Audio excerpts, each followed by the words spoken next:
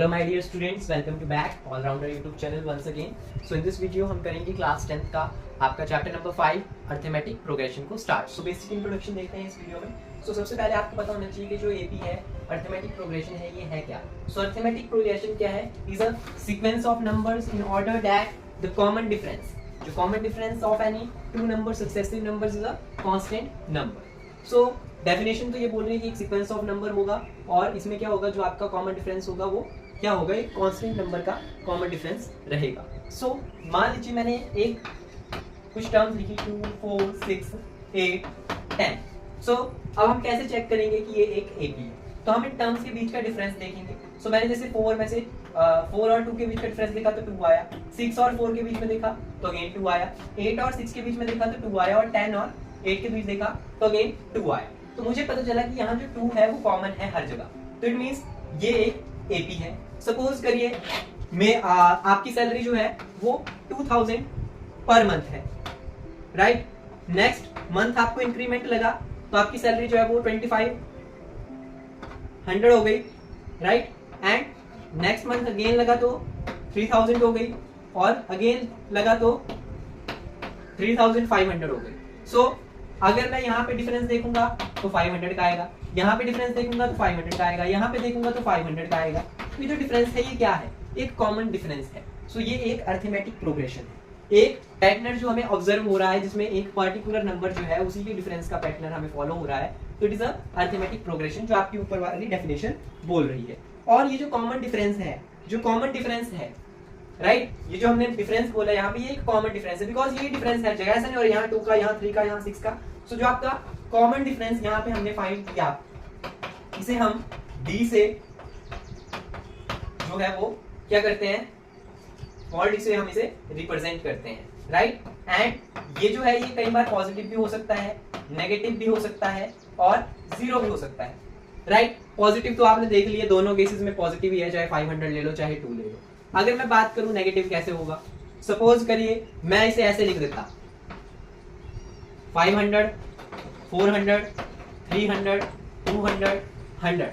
अब आप 400 से 500 को जब माइनस करते, ठीक है, टर्म 2 से टर्म 1 को माइनस करते तो आपके पास कितना आ जाता, -100। यहाँ पे करते तो ये -100।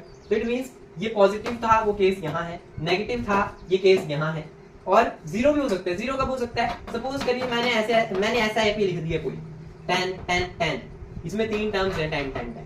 तो जब आप इसका डिफरेंस निकालेंगे, a2 माइनस a1 करेंगे, और a1 a2 है क्या, ये इसके टर्म्स है, टर्म को ऐसे रिप्रेजेंट करते हैं, a1 a2 term, a3 term, 2 an term. So आपको पता होना चाहिए कि आपका जो कॉमन डिफरेंस है वो पॉजिटिव भी हो सकता है, नेगेटिव भी हो सकता है, और जीरो भी हो सकता है। और उसके बाद आपको याद रखना है, जैसे अगेन मैं एक एपी आपके सामने लिख देता हूं। जैसे मैंने आपके सामने एक एपी लिख दिया 2, 4, 6, 8। तो इसमें ये 2 क्या है, ये आपकी टर्म 1 है, a है। 4 क्या है, ये आपकी टर्म 2 है, a2 है। 6 क्या है, a3 टर्म है, और 8 क्या है, 4th टर्म है।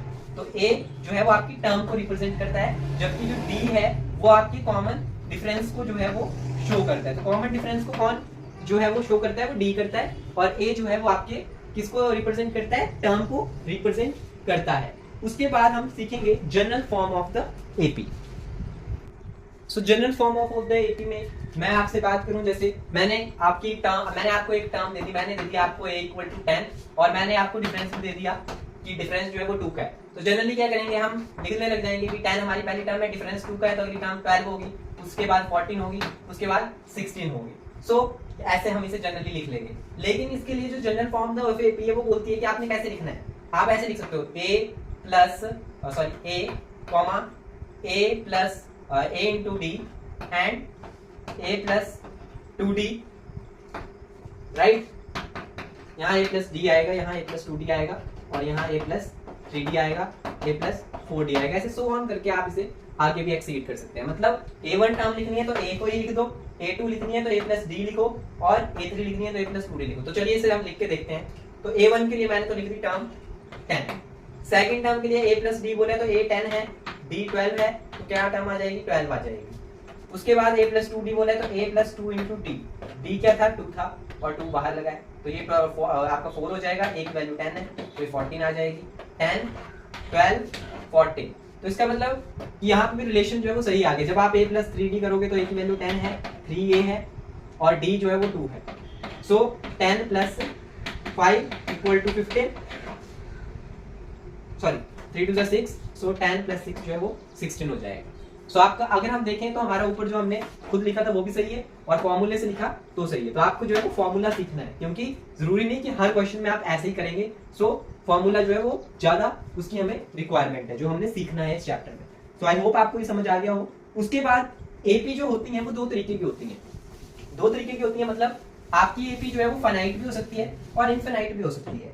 अब वो डिपेंड करता है कि आपकी एपी जो है वो फाइनाइट है या इनफाइनाइट। समझ आया? फाइनाइट होता है जिसे हम काउंट कर सकते हैं, जिसे आप गिन सकते हैं। तो जैसे मैंने एपी लिख दी 2 4 6 8, ये लिख दी मैंने एक एपी। अब आप बोलोगे भैया आप इसके पीछे पड़े हो 2 4 6 8 के लिए, मैं कुछ और लिख देता हूँ। मैं लिख दी 7 14 21, ठीक है, और 28। अब आप बोलोगे आपने यहाँ 2 का टेबल लिखा, आपने यहाँ 7 का टेबल लिखा। मुझे टेबल्स याद है, मैंने लिख लिए, क्योंकि टेबल्स जो है वो आपको एपी ही फॉर्म करते हैं, राइट। सो यहाँ पे अगर आप देखो तो ये 2 4 6 8 एक फाइनाइट एपी है, जबकि यहाँ पे मैंने इसे सो ऑन कर दिया है आगे को, मतलब ये टर्म रुकी नहीं है, आगे भी एपी है टू nth टर्म। मतलब आगे हमें पता नहीं है कि n टर्म की कितनी नंबर ऑफ टर्म्स इसमें है, लेकिन इसमें हमें पता है इसमें number of terms are fix. तो जब number of terms are fix होंगी तो आपकी फाइनाइट एपी बनेगी, और जब आप नंबर ऑफ टर्म्स जो है वो फिक्स नहीं है, ये डैश डैश लगे हैं, so on, so it means ये इनफाइनाइट एपी में चला है। सो आई होप आपको ये भी समझ आ गया हो। उसके बाद मैंने आपको बताना है कि जो लास्ट टर्म है, जैसे सपोज यहाँ पे लास्ट टर्म है, इसमें तो नहीं पता हमें कि लास्ट टर्म क्या है, बट यहाँ हमें पता है इस फाइनाइट एपी में लास्ट टर्म है। तो जो आपकी लास्ट टर्म होती है उसको रिप्रेजेंट वैसे तो ए एम से किया जाता है, पर 90% ऐसी बुक्स हैं जिनमें से रिप्रेजेंट जो है वो एल से किया जाता है। तो एल आपको याद रखने की, L is stand for your last term of the AP. So इसके बाद हमारा नेक्स्ट टॉपिक है nth term of the AP. So let's start.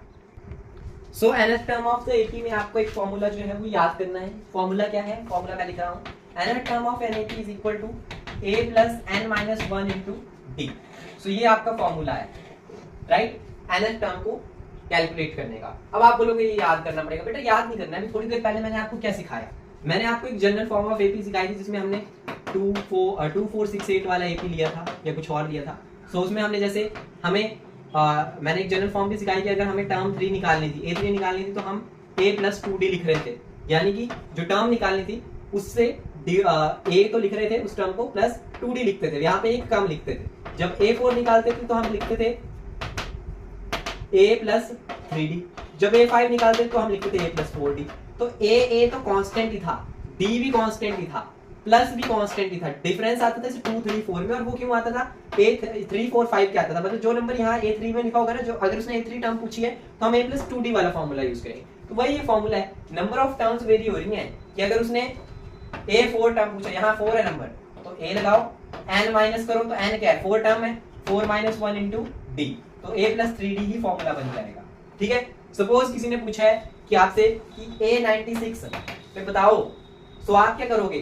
a plus 96 minus 1 95d, तो ये सोल्यूशन बनेगा आपका a96 टर्म फाइंड आउट करने के लिए कि a96 टर्म आपकी है क्या, राइट। सो आई होप आपको ये समझ आ गया हो। उसके बाद हमारा नेक्स्ट टॉपिक है sum of first and terms of the AP. So इसमें आपको ये फॉर्मूला ध्यान रखना है, सम ऑफ नंबर्स, जब आप सम ऑफ टर्म्स आप फाइंड आउट करते हैं, less than equal to n/2 into 2a plus n minus 1 into D. So ये फॉर्मूला बहुत ही ज्यादा इंपॉर्टेंट है, ठीक है। अगर आप इस फॉर्मूले को ढंग से देखें तो Sn equal to n/2, 2a को जब मैं स्प्लिट करूंगा तो मैं लिख सकता हूँ a plus a into n minus 1 into D, और यह भी हमने पढ़ा a into n minus 1 into D जो है a प्लस a प्लस ये होना था। सो a plus n minus 1 into D जो है वो किसका फॉर्मूला था? nth टर्म का फॉर्मूला है यहाँ पे। So sum Sn equal to n/2 into a plus an। कई बार ये फॉर्मूला भी यूज हो जाता है, तो इसी फॉर्मूले से यहाँ से ये आपका ड्राइव हो जाता है। और एक और फॉर्मूला इसमें Sn निकालने का, वो है आपका n/2 into a plus n। यहाँ पे a आपकी फर्स्ट टर्म है और l आपकी लास्ट टर्म है। अगर आपको टर्म्स पता है, फर्स्ट टर्म लास्ट टर्म पता है, तो आप ये फॉर्मूला डायरेक्ट यूज करिए। अगर आपको लास्ट टर्म नहीं है तो आप ये फॉर्मूला लगाइए। अगर आपको nth टर्म और ये सब कुछ पता है तो आप ये भी लगा सकते हैं। ये डिपेंड करेगा आपकी कंडीशन पे। सपोज करिए मैंने एक एपी लिखा, एपी है मेरे पास, मैं क्वेश्चन के फॉर्मेट में लिखना चाहूंगा 5, 10 एंड 15 एंड सो ऑन। अब इसमें बोला गया है कि आपको सम ऑफ जो है sum of first and terms निकालने हैं। सो अगर मैं ध्यान से देखूं, ठीक है, चलो 20 भी लिख देते हैं, ठीक है, किसने बोला 4, 3 लोग अच्छे नहीं होते, 4 कर दिए, ठीक है, पेयरिंग बना दी इनकी। सो 5, 10, 15, 20 कर दिए। सो अब हमें सम ऑफ टर्म जो है वो कैलकुलेट करनी है, तो हम इस फॉर्मूले को एग्जीक्यूट कर रहे हैं, क्योंकि देखो करने को तो मैं इसे भी कर दूं, राइट, इससे भी कर देते हैं, तो इससे कर देते हैं n/2 मतलब 4/2। जब आप इस वाले फॉर्मूले से करेंगे सो 4/2, ए टर्म 5 थी, लास्ट टर्म 20 थी, तो यहाँ 25 आ जाएगा, ये 2 आ जाएगा, 2 × 25 कितना हो जाएगा, 50 हो जाएगा। तो इस फॉर्मूले ने आपका आंसर निकाल दिया। अब मैं आपको ये वाला भी सिखा देता हूँ, क्यों, क्योंकि फिर आप लोग बोलोगे खुद तो आसान जैसा ही नहीं किया, ये छोटा सा फॉर्मूला और हमें इतना बड़ा बता दिया।